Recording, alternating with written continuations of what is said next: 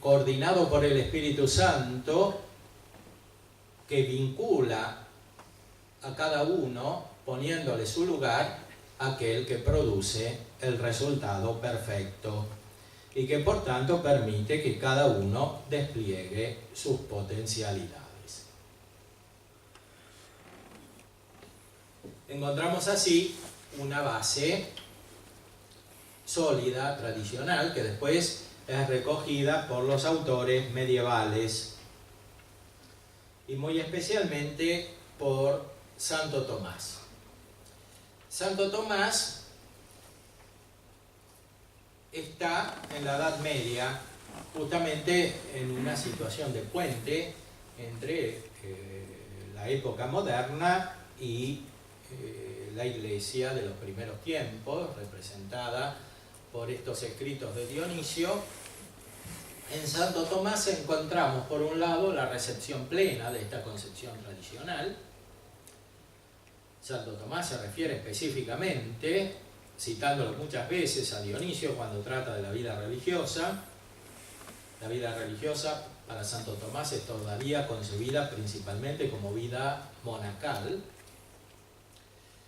contemplativa, lo cual no excluye el apostolado, pero principalmente contemplativa, y una concepción más moderna de vocación, que es mucho más cercana a lo que nosotros entendemos por vocación, y que veremos representada, por ejemplo, en San Ignacio de Loyola, que profundiza muy especialmente el aspecto personal de la vocación, el aspecto individual de la vocación, más aún el aspecto electivo y libre de la vocación, sin perder de vista toda esta tradición, pero subraya muy especialmente este aspecto personal. Como dijimos, Santo Tomás recoge la tradición eclesiológica antigua, la supone, pero también contiene una cierta anticipación de lo que después se va a desarrollar en la modernidad. Veamos, por ejemplo, el último artículo de toda la segunda parte, que es la más larga, de la Suma de Teología, donde veremos un eco de esta concepción. Aquí se pregunta a Santo Tomás: ¿es aconsejable entrar en religión sin pedir el parecer de muchos y sin haberlo pensado durante largo tiempo? En nuestra mentalidad moderna, la respuesta obvia sería: no es aconsejable, hay que pensarlo mucho y hay que ir a ver a un psicólogo, etcétera, para entrar en la vida religiosa. Santo Tomás dice otra cosa.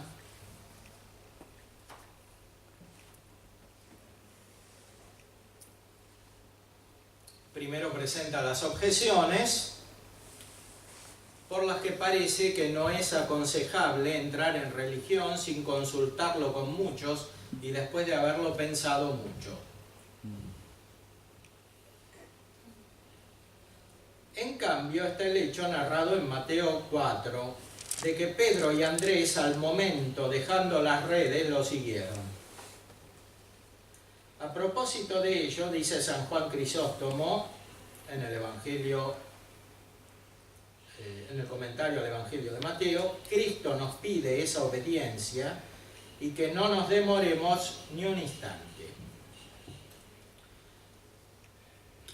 En Santo Tomás, por un lado, aparece la concepción tradicional. Para ser monje no hace falta ninguna aptitud especial, basta quererlo,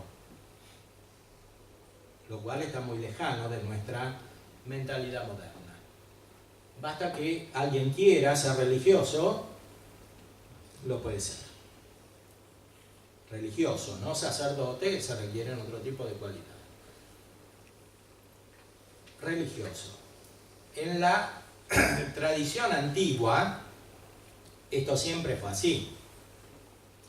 Los padres del desierto atraían mucha gente, gente convertida, Santo Tomás anteriormente se pregunta, bueno, si uno mató a su esposa, ¿puede ser religioso? Y algunos no lo dejan, pero sí, debe ser religioso, debe poder ser religioso. Y aquí dice, la deliberación larga y el consejo de muchos son necesarios en los asuntos grandes y dudosos, como dice el filósofo en el tercer libro de la Ética. Pero en aquellos que son ciertos y bien determinados no se precisa consejo. Ahora bien, acerca de la entrada en religión pueden tenerse en cuenta tres cosas. Primeramente, el hecho de entrar. En cuanto a este, es ciertamente un bien mejor, y quien duda de esto contradice de suyo a Cristo, que lo aconsejó. Por eso dice San Agustín, te llama el oriente, es decir, Cristo, y tú atiendes al occidente, es decir, al hombre mortal y sujeto a error. En segundo lugar, puede considerarse el ingreso en religión referido a las fuerzas de aquel que tiene intención de hacerlo. Tampoco en este sentido debe tener lugar la duda, puesto que quienes ingresan en religión no confían en poder perseverar por sus propias fuerzas, sino con la ayuda de la virtud divina, según las palabras de Isaías. Los que esperan en el Señor recibirán nuevas fuerzas, andarán y no desfallecerán. Porque si hay algún impedimento especial, como puede ser una enfermedad, el peso de deudas, etc., entonces es necesario pensarlo bien y consultar con personas de las que se espera que sean de una ayuda y no un obstáculo. A este respecto leemos en el Eclesiástico 37, ¿tratas de santidad con un hombre sin religión y de justicia con un injusto? Lo cual equivale a decir, no trates. Y sigue diciendo, no los atiendas en cualquier deliberación, sino sea asiduo con el hombre santo. Pero en algunas cosas no es necesario pensarlo mucho. Por ello dice San Jerónimo, en la carta a Paulino, apresúrate, te ruego, atado en medio de las olas, rompe la cuerda antes de desatarla. En tercer lugar, puede considerarse el modo de entrar en religión y la orden que debe escogerse. Sobre esto puede pedirse consejo a las personas que no lo impidan. Es decir, para Santo Tomás no hace falta una configuración psicológica especial para ser religioso. Simplemente porque no se trata de una realidad natural, es una realidad sobrenatural, es la vida cristiana que responde al llamado de Cristo, que lo hace a todos los hombres, porque los consejos evangélicos no son para algunos, son para todos. Tanto es así que nadie se puede salvar, ni siquiera los que están en el matrimonio o los que no son religiosos, si de algún modo no cumplen los consejos evangélicos, como explica el mismo Santo Tomás antes, en otras cuestiones. Los consejos evangélicos son para todos, por eso no se puede dudar que sea bueno seguir los consejos evangélicos, que son muchos, pero se concentran en estos tres de pobreza, castidad y obediencia. Si uno elige eso, hace siempre bien, no tiene que pensarlo mucho. Lo que sí tiene que pensar mucho, y sobre todo en esta época de la vida de la Iglesia, es dónde entra. Eso hay que pensarlo mucho. Y Santo Tomás está de acuerdo, y eso que no conocía la Iglesia moderna, y toda la complicación que se fue sucediendo hasta nuestros días sin parar. Eso sí que hay que pensarlo. Sí, no siempre en nuestra época es aconsejable ser religioso, pero no por el sentido intrínseco de la vida religiosa, sino porque es difícil encontrar un lugar donde efectivamente una persona pueda crecer espiritualmente. No es simple esto. Por muchas razones doctrinales, espirituales, de complicación social, etc. Entonces, por razones históricas de las diferentes comunidades y sobre todo porque los obispos y los sacerdotes no cumplimos nuestra función. No cumplimos nuestra función porque la vida religiosa tampoco se fue configurando de esta manera y porque los religiosos tampoco ayudan a los sacerdotes, entonces hay un desorden fenomenal en toda la iglesia, es un caos espiritual que necesita ordenamiento. Por supuesto que está siempre Cristo y el Espíritu Santo para ordenar divinamente las cosas, pero nosotros no podemos dejar de pensarlas, sobre todo porque afectan la vida concreta de las personas. Por eso, si siempre es bueno vivir la pobreza, la castidad, la obediencia bajo un padre espiritual, no siempre es bueno, según las circunstancias, entrar en una determinada forma de vida religiosa. Como no siempre es bueno contraer matrimonio, porque puede haber personas que tengan cualidades excelentes, pero para las cuales, por las circunstancias concretas, no convenga un determinado matrimonio, y a veces incluso el matrimonio en general.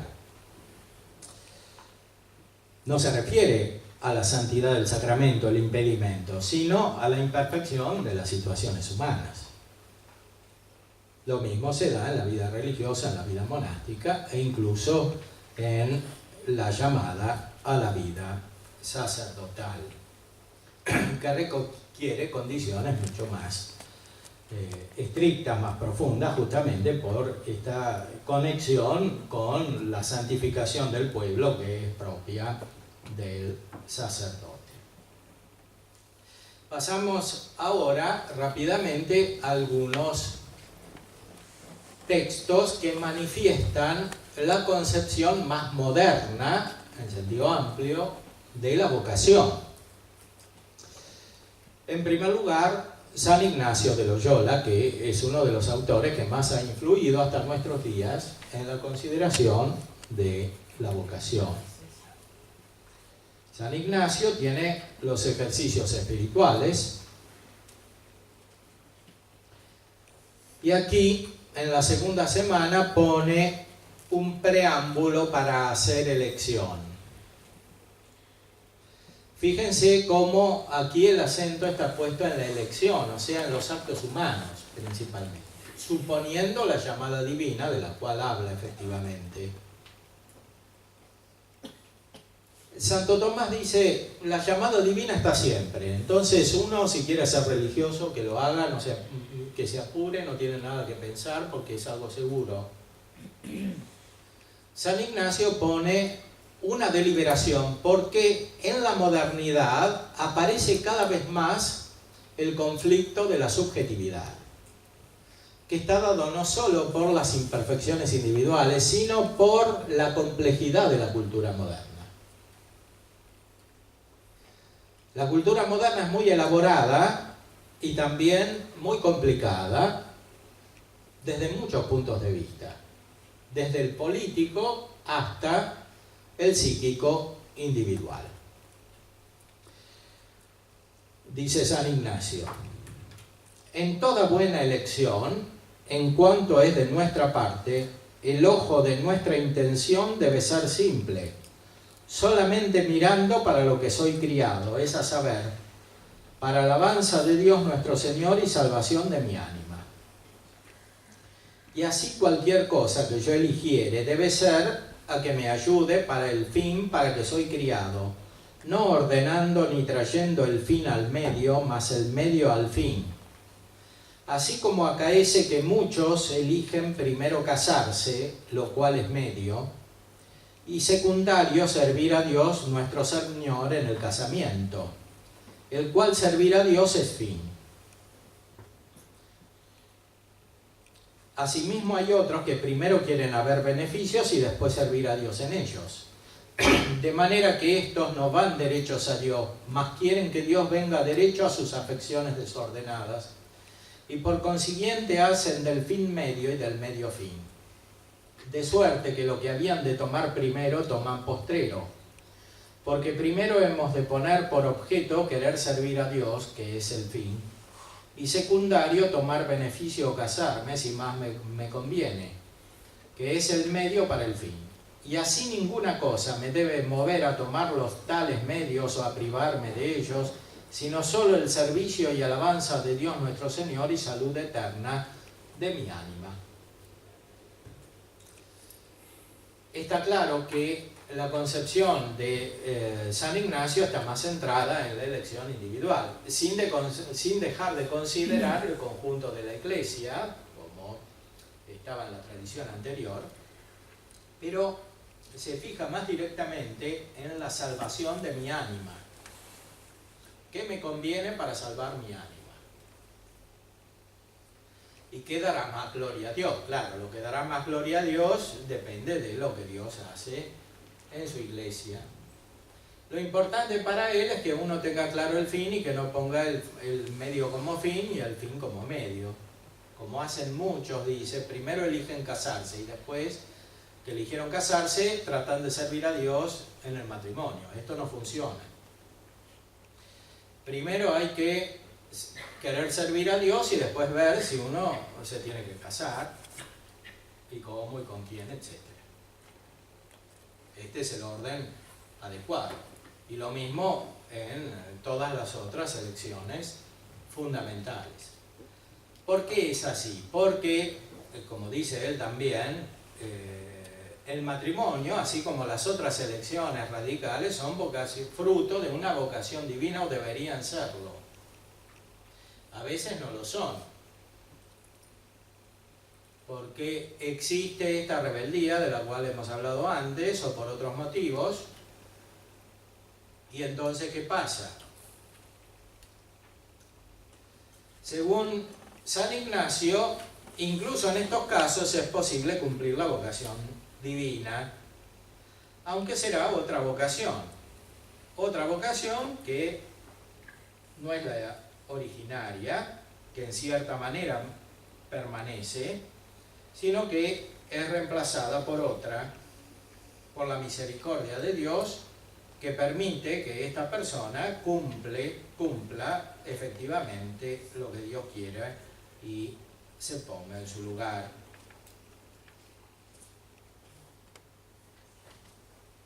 En la elección inmutable, que ya una vez se ha hecho elección, no hay más que elegir, porque no se puede desatar, así como es matrimonio, sacerdocio, etc.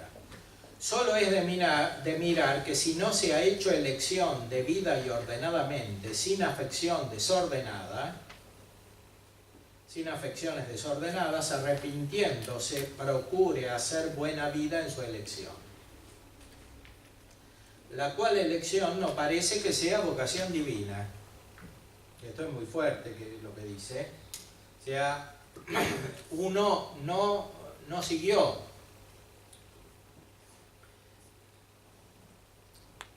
lo que correspondía al fin,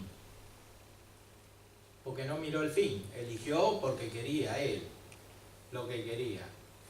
Entonces no era vocación divina.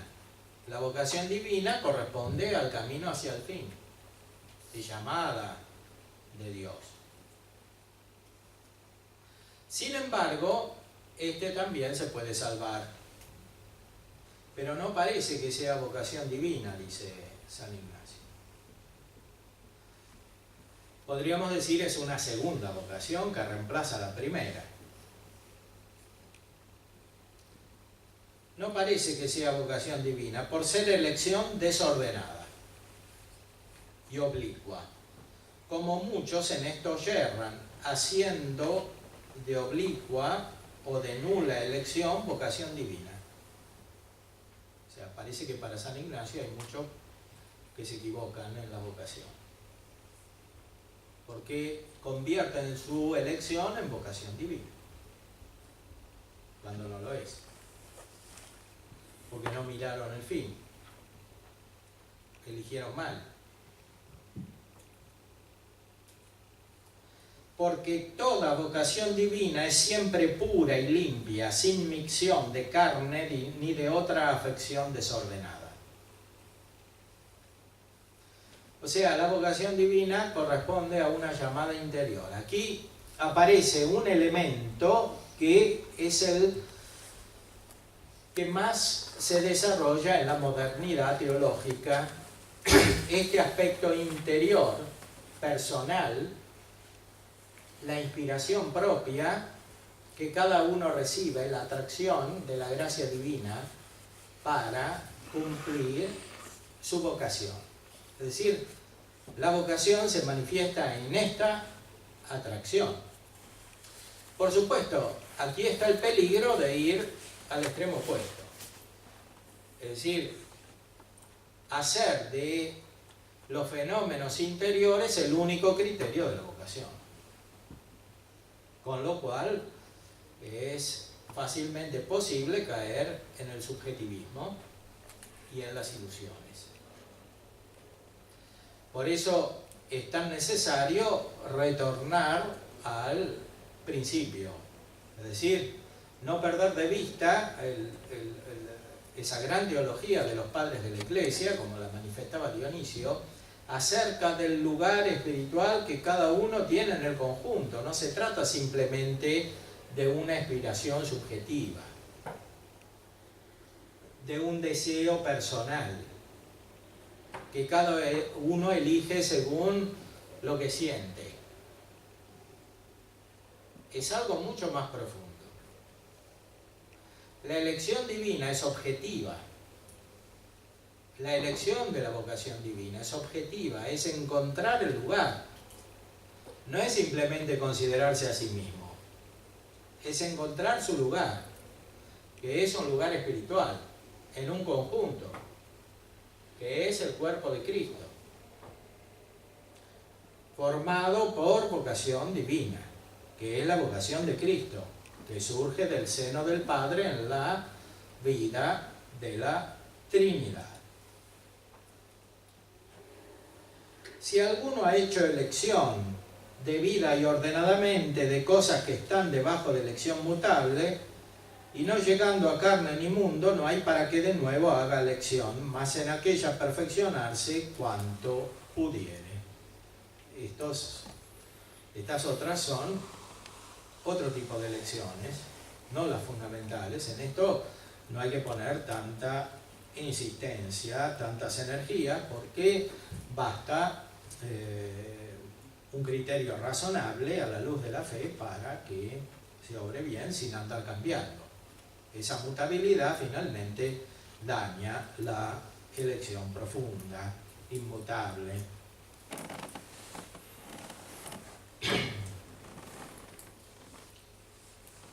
¿Cómo se hace para elegir? Pone 3 tiempos para hacer una sana y buena elección en cada uno de ellos.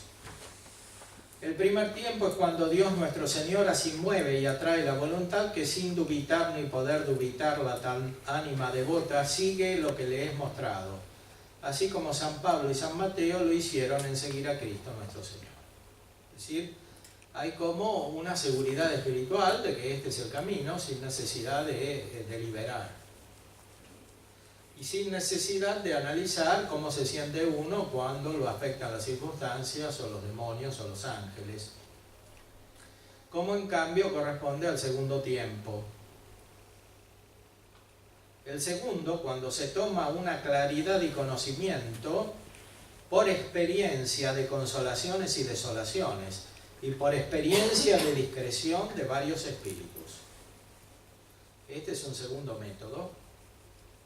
Y a veces en la tradición moderna se convierta en el método fundamental. Pero es un peligro que se convierta en el método fundamental. Hoy, por ejemplo, se habla mucho de discernimiento, que es justamente este discernimiento, del cual está hablando aquí San Ignacio. Pero si el discernimiento, según lo que hacen los ángeles buenos y los demonios, es el criterio fundamental, es muy fácil que la vida interior degenere en una dialéctica interminable, porque justamente los ángeles malos lo que hacen es producir esta dialéctica. O sea, influir, producir un vacío dejar manifiesta la acción de los ángeles buenos y la de Dios y después influir nuevamente y así confundir cada vez más profundamente. Porque este criterio es el menos humano. El primero es divino, o sea, estar seguro porque Dios lo muestra, sin dudar, hay certeza. Dios obra sobrenaturalmente, es el único que puede entrar en el corazón del alma, en la voluntad, moverla, el único que puede iluminar directamente la inteligencia. Los ángeles buenos y malos no pueden hacer esto, por eso influyen externamente. Entonces, pueden ser fuente de confusión si no se remite todo el proceso al primer criterio o al tercer criterio, que es el siguiente.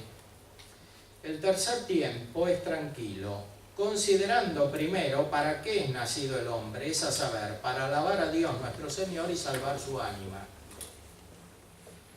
Y esto deseando elige por medio una vida o estado dentro de los límites de la Iglesia, para que sea ayudado en servicio de su Señor y salvación de su ánima.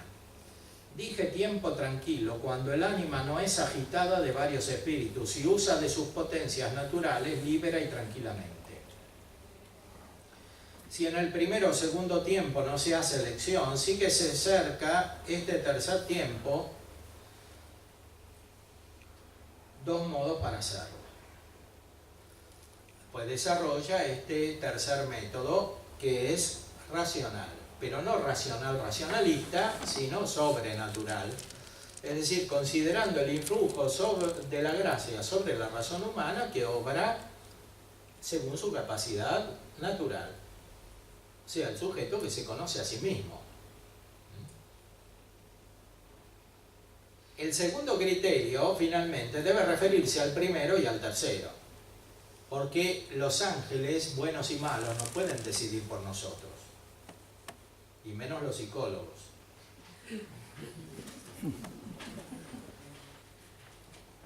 Es Dios el que nos ilumina interiormente y somos nosotros los que descubrimos cuál es nuestro lugar en la llamada divina. San Ignacio desarrolla largamente este tercer tiempo de hacer elecciones, los puntos que siguen,